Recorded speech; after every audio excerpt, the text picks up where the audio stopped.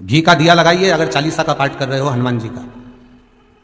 और बहुत ज्यादा संकट है, बहुत ज्यादा परेशानी है, तो हनुमान चालीसा का पाठ करो तो तिल्ली के तेल का दिया लगाओ, काली तिल के तेल का दिया, तिल का तेल का दिया हनुमान जी के सामने आसन बिछाकर। बहुत तकलीफ है तो 3 पाठ प्रतिदिन करो और एक आसन से जितने समय 9 बजे अगर आप बैठते हो पाठ करने तो 9 बजे ही बैठना है। 11 दिन तक प्रतिदिन 3 पाठ रोज करो। एक पानी का लोटा, कलश, तांबे का जल अर्थात तांबे का लोटा हो, स्टील का लोटा हो, तुम्हारे पास जो कलश हो उसमें जल भरकर, एक सिक्का उसमें पटक कर, एक लौंग पटक कर प्लेट से ढककर रख दो और प्रतिदिन बस टाइम पर बैठकर पाठ करो।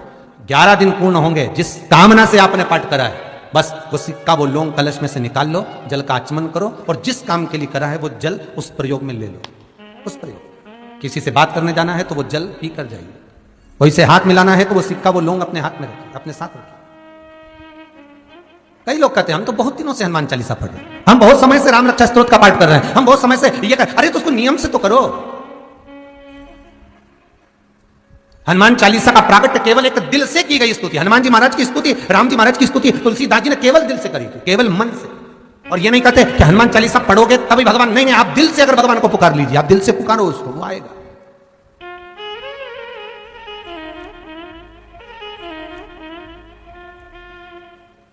वो प्राप्त होगा हमारा और मिलेगा।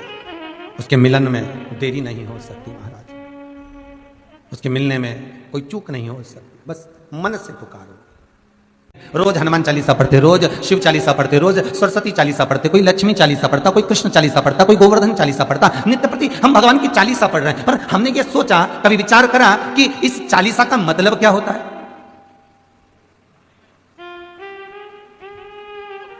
बोलो रे भाई, चालीसा का मतलब क्या है? केवल 40 श्लोक, 40 लाइनें जो संतों ने लिख दी, जो तुलसीदास जी ने लिख दी, बस वो 40 लाइन, उसका मतलब चालीसा हो गया। आस्था चैनल के माध्यम से जितने घर बैठकर कथा सुन रहे हो, फेसबुक यूट्यूब पर जितने लोग कथा को ऑनलाइन श्रवण कर रहे हैं, चालीसा का मतलब क्या है? खूब पढ़ रहे हो, जितने पढ़ रहे हो, जितने टीवी के सामने बैठे हो, जितने मोबाइल हाथ में लेकर कथा सुन रहे हो और जितने यहां बैठकर सुन रहे हो, सब चालीसा पढ़ते हो, तो चालीसा का मतलब क्या है?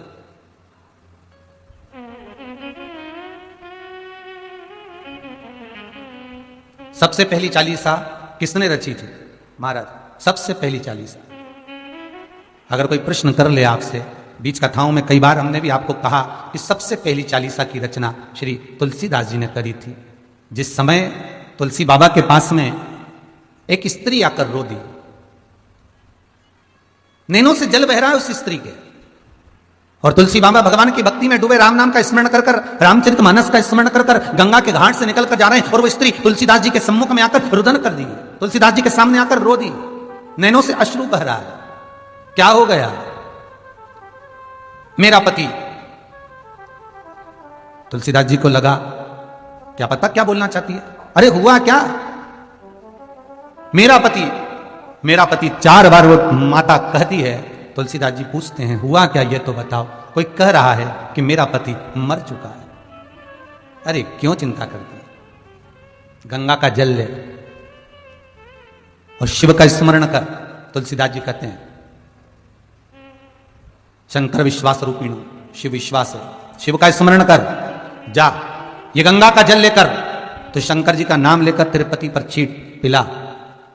कौन कहता है कि तेरा पति मर गया? अगर कुछ ज्यादा दुख भगवान देता है तो किसी सदगुरु के चरणों में भेज देता कि ये मार्ग बता देगा, ये तेरे कष्ट का निवारण कर देगा।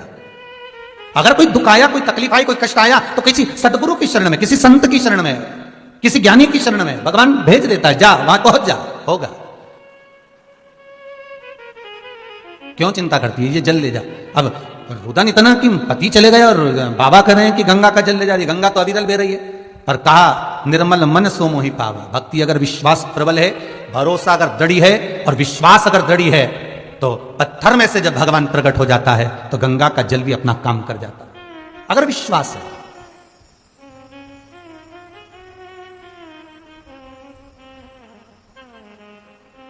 सुबह जबलपुर की एक माता जी आई थी, शायद चली गई, दिख नहीं रही है। यहां पे जो लोग खड़े थे उनके सामने उन्होंने एक शब्द कहा था कि मेरे को शुगर बहुत थी महाराज। कौन खड़ा था? आप खड़े थे बे? खड़े थे आप? कहां से आए आप? अमरावती। खड़े होके बोलिए, इनको दिखाना भाई। अमरावती दरियापुर से आए। क्या बोल रही थी वो? जबलपुर से आई थी वो।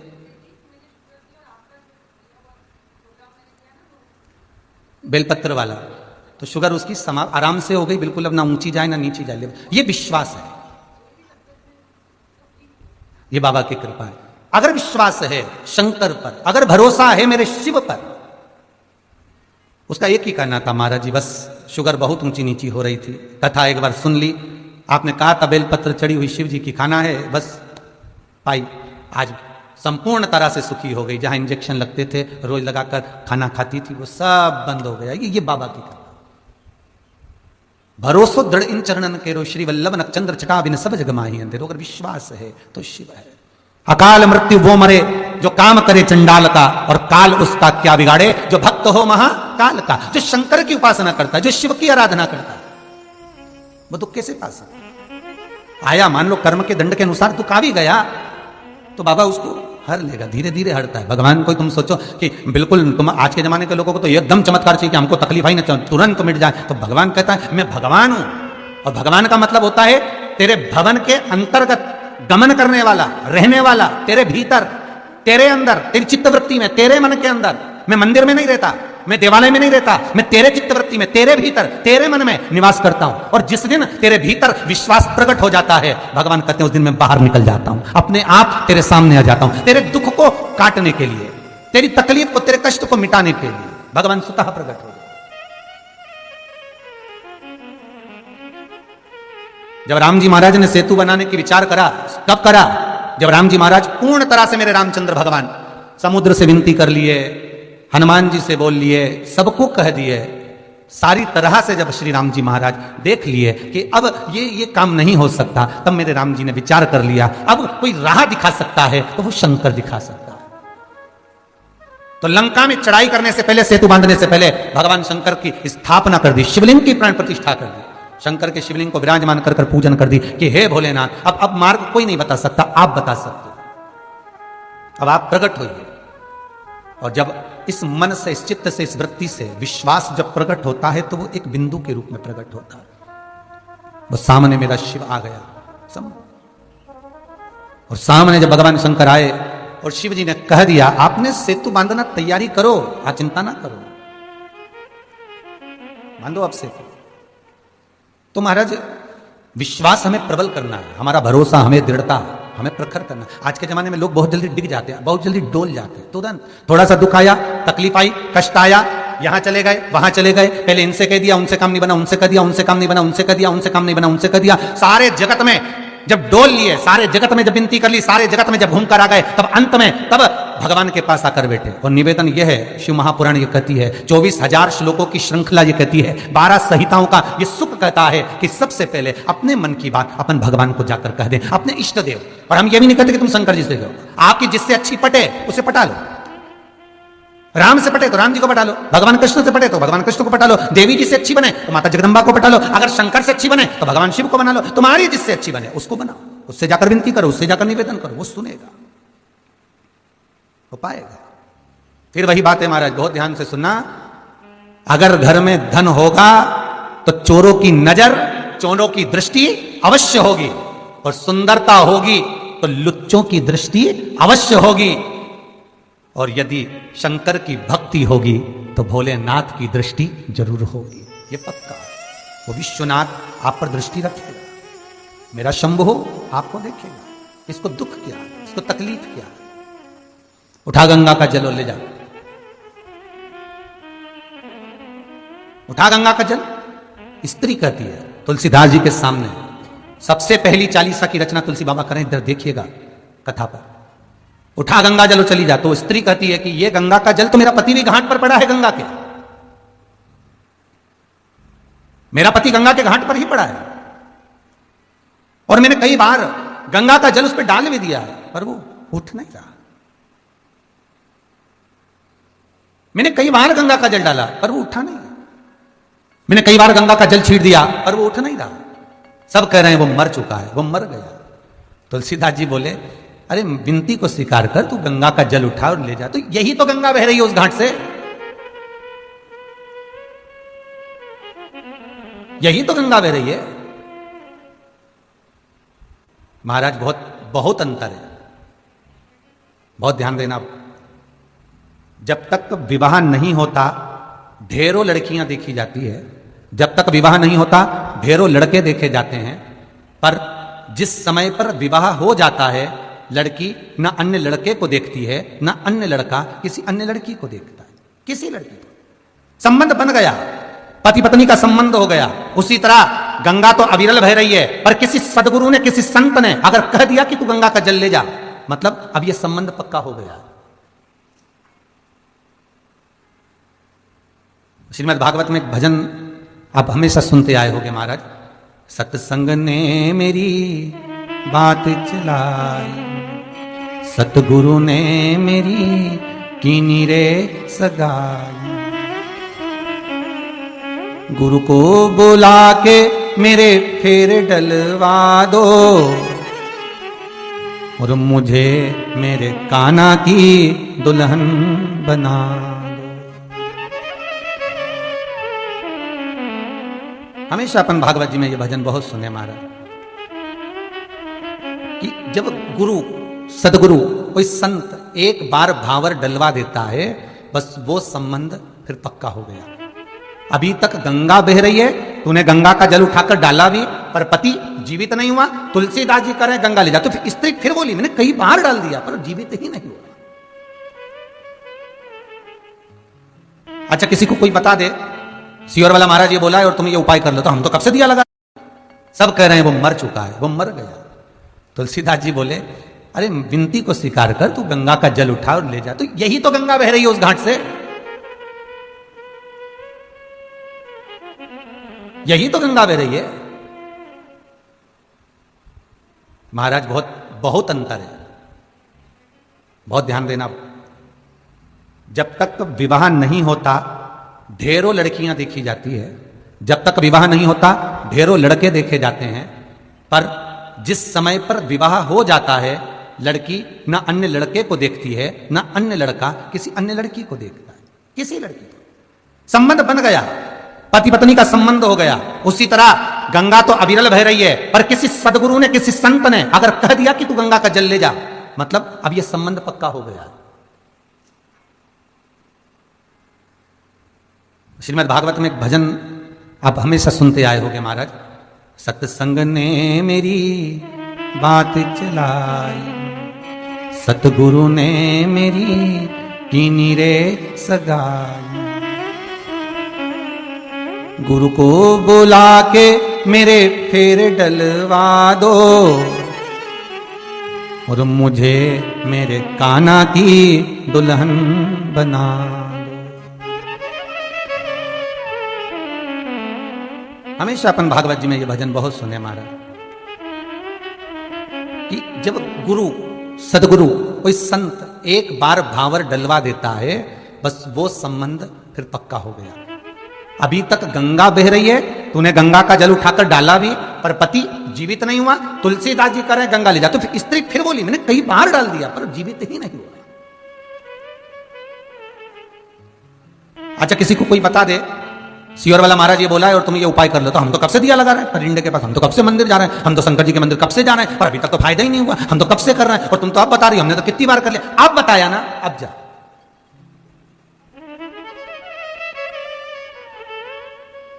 अब जाओ। अरे गुरु जी हमने तो पशुपति व्रत कर लिया है, हमने तो ये, तो एक बार फिर कर, जा अभी जा कर, चालू कर जरा पशुपति व्रत।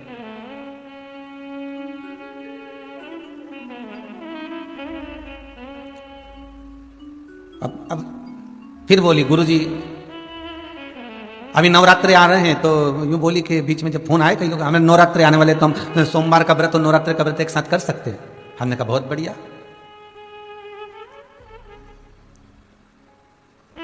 अब भगवान से आशा लगा के बैठी है कि भगवान मेरी सुन ले, और भगवान को ही चूना लगाने के चक्कर में बैठी है कि दोनों व्रत एक साथ करके दोनों को ही काम हो जावे, तो भगवान कभी इस व्रत से राजी हो गया या इस व्रत से राजी हो गया।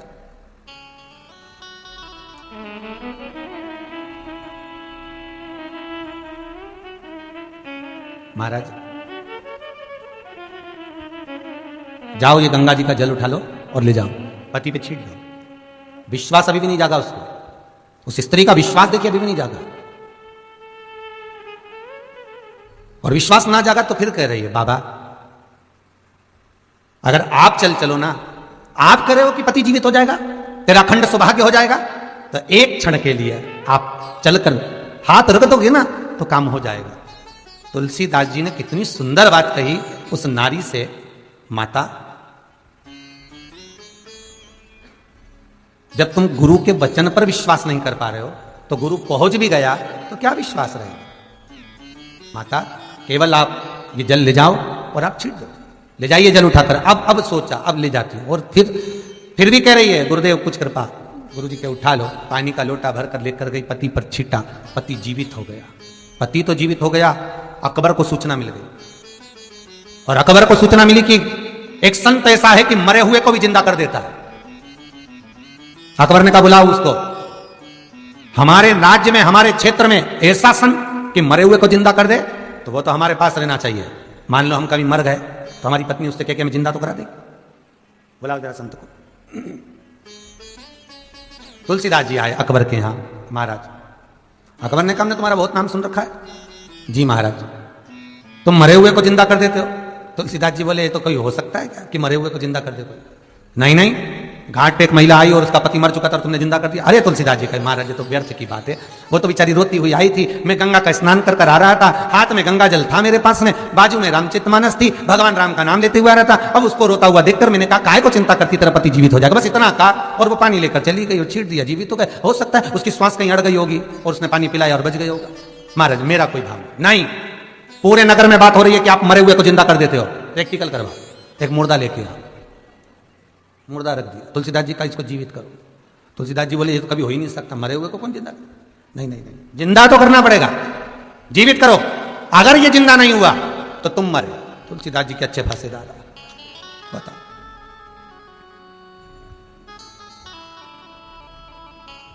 ये बड़ी बड़ी विचित्र फंस गए जी। होता है ये, उसी में का हाल हो गया। जैसे एक संत जा रहे थे तीर्थ करने के लिए तो चेले को छोड़ गए आश्रम में कहा चेला तुम यहीं रहना, शालिग्राम जी की सेवा करना। जी गुरुदेव। अब इतने बड़े शालिग्राम, अब उनकी सेवा करता। एक दिन चेला आम के पेड़ के नीचे सोया, ऊपर दिख गया आम। अब उसने सोचा राम जी आम तो बड़ा सुंदर लग रहा है पर चढ़ना नहीं आता, तोड़े कैसे? अब वो आश्रम में कोई पत्थर मत्थर भी नहीं दिखा। अब वो गए तो अंदर से शालिग्राम जी को लिया, जो दिया धर के, तो आम तो नीचे आ गए, शालिग्राम जी ऊपर रह गए। अब शालिग्राम जी ऊपर रह गए। अब इसने सोचा राम जी बड़ी आफत पड़ी, शालिग्राम जब नीचे कैसे आए? तो आम तो खा लिया, शालिग्राम जी ऊपर। ये आराम से 2-3 दिन बाद संत आ गए गुरु जी ने कहा क्यों छोरा? चेला, हाँ जी गुरु जी। शालिग्राम जी कहां गए? चेला बोला गुरु जी रोज चंदन घिसते थे, उनको लगाते थे, वो घिसा हुआ तो बचोगे। 24 घंटे तुमको दिए हैं, 24 घंटे के बाद तुम मर गए। अब इतने में एक शिष्य ने, अकबर के द्वारपाल ने कह दिया चमत्कार क्या दिखाना है, तो कि इसको बंद कर दो। 24 घंटे में अगर ये तुलसीदास इस जेल से बाहर हो जाए तो समझ लो कि तुलसीदास भगत है, और नहीं तो ये ढोंगी है, कर दो। बंद कर दिया कारागार में। तुलसीदास जी मन में सोचे अब भगवान को इतनी सी बात के लिए क्या परेशान करना। फिर भी मन नहीं माना। तब सबसे पहली चालीसा तुलसीदास जी ने उस कारागार में, उस कैद में एक एक चौपाई लिखकर प्रारंभ कर दिया। महाराज एक श्री गुरु चरण सरोज रज निज मनु मुकुर सुधार। एक एक लाइन तुलसीदास जी लिखते जाते हैं। जैसे जैसे 40 लाइन धीरे धीरे पूरी होती चली जाती है, अकबर के राज्य में बंदर बढ़ते चले जाते हैं।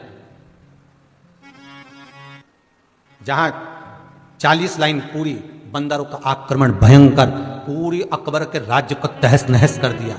अकबर घबरा गया, ये क्या हो गया, इतने बानर कहां से आ गए?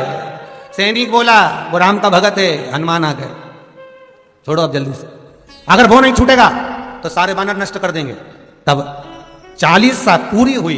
पवन तनय संकट हरन मंगल मूर्ति रूप, राम लखन सीता सहित हृदय बसौ सुर भूप। भगवान की जब 40 साल पूर्ण करी, तुलसीदास जी को माला पहनाकर अकबर बाहर लेकर आया। अकबर जैसे लाया, तुलसीदास जी ने चारों तरफ देखा, देखते ही बानर गायब हो गए। बस वो 40 तुलसीदास जी ने जो रची, वो 40 नहीं थी। आप इतनी जिंदगी से पढ़ते आ रहे हो, 40 का मतलब क्या होता है? मन से की गई स्तुति, मन से पुकारा गया हो भगवान को, दिल से पुकारा गया हो भगवान को। केवल मतलब ये नहीं कि 40 लाइन होना चाहिए भगवान को पुकारने के लिए। आप बस निवेदन इतना है कि भले नेत्र नहीं हो, भले हस्त ना हो, भले चरण ना हो, भले चित्तवृत्ति, पर मन, ये दिल, ये वृत्ति, ये भगवान को दे दीजिए। आप दिल से एक बार भगवान शिव को पुकारो, तुम दिल से एक बार भगवान को बुलाकर देखो, भगवान सम्मुख में खड़े मिल जाएंगे। बस उसे प्रकट करना है।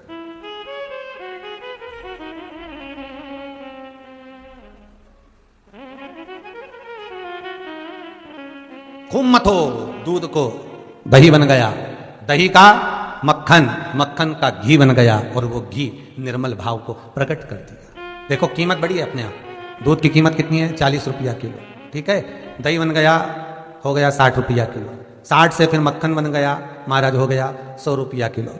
100 से फिर मक्खन से घी बन गया महाराज, सीधी कीमत बढ़ गई 450 रुपये किलो। कितनी कीमत बढ़ी? बस मथना है उसको और कीमत बढ़ती चली जाएगी। जिस समय आप इस मन का, वृत्ति का, चित्त का मंथन करोगे भगवान के चरणों में बैठकर कि हे परमात्मा, और कई लोग तो ऐसे हैं उनका आज तक हनुमान चालीसा पढ़ना नहीं है, आज तक कोई चालीसा, चाहे गायत्री चालीसा हो, लक्ष्मी चालीसा हो, शिव चालीसा हो, पढ़ना ही नहीं आती। बस बैठ गए भगवान के सामने और पढ़ लिया आसन लगा के। नहीं नहीं नहीं, चालीसा पढ़ने का भी एक नियम है। अगर कोई लक्ष्य लेकर पढ़ रहे हो तो उसका एक नियम है। पूरी जिंदगी पढ़ते रहोगे तो भगवान की प्राप्ति नहीं है, पर लक्ष्य लेकर अगर पढ़ा है आसन से, जिस भगवान की चालीसा पढ़ रहे हो उसकी मूर्ति या उसका फोटो आपके सामने होना चाहिए। एक घी का दिया, अगर हनुमान चालीसा पढ़ रहे हो तो या तो घी का दिया जलाओ, वो भी गाय के घी का हो, भैंस के घी का मत जलाना। हनुमान जी कभी प्रकट नहीं होंगे भैंस के घी से।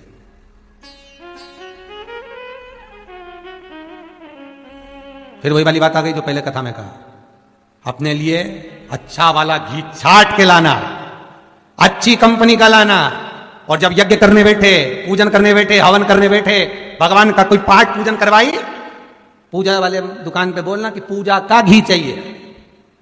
तो वो पूजा का सामान बेचने वाला भी इतना चतुर था, उसने पूजा का ही घी दिया। तो इन्होंने पूछा भैया ये घी कितने का? तो क्या 80 रुपए का? तो 80 रुपए का आधा किलो?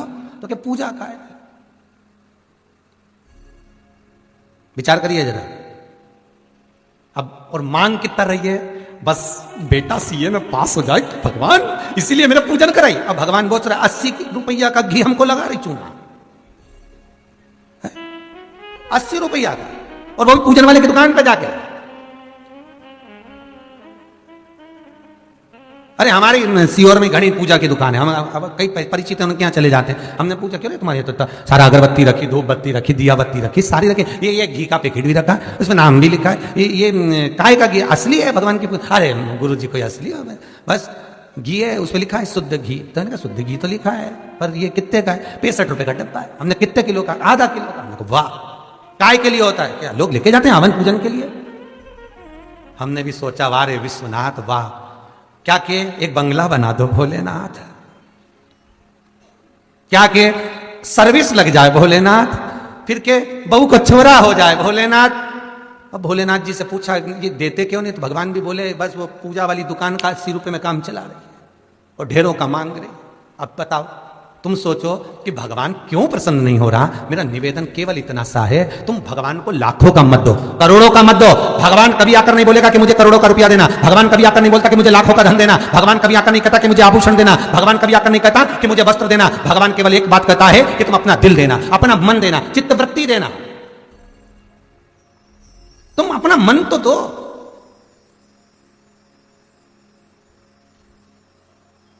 अपना भाव, अपना दिल, अपनी वृत्ति, अपना चित्त भगवान को दो।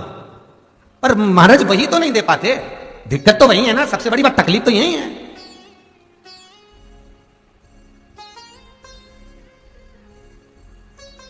महाराज एक जमनादास जी थे, एक बार निकल के जा रहे थे, उनको बड़ा सुंदर डलिया में कमल का पुष्प दिखा, तो उन्होंने पूछ लिया कि ये पुष्प कमल का ये कितने का है? माली ने कहा महाराज जमनादास जी मात्र 2 रुपए का। ओहो, दे दीजिए।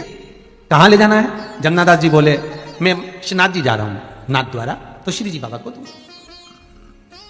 ये पुष्टि मार्ग के 252 वैष्णव की वार्ता जी में से एक वार्ता है। ये फूल मैं श्री जी बाबा को समर्पित करूंगा, गोवर्धन नाथ जी को, ठाकुर जी को दूंगा। अच्छा अच्छा ठीक है। इतने में वहीं से उस नगर का एक राजा निकल कर जा रहा था, सेठ, जिसका नाम था यवनराज। यवनराज ने फूल देखा तो वेश्या के घर जा रहा था, उसने सोचा जाते जाते वेश्या के लिए फूल ले चलता हूं। कितने का है? तो जो फूल जमनादास जी ने ठाकुर जी के लिए खरीदा था वही फूल यवनराज ने उस वेश्या के लिए खरीदना चाहा। ये फूल कितने का है? जमनादास जी बोले ये फूल तो हमने खरीद लिया। नहीं नहीं, कीमत कितनी है? फूल वाला बोला 4 रुपए, उसने दुगना कर दिया।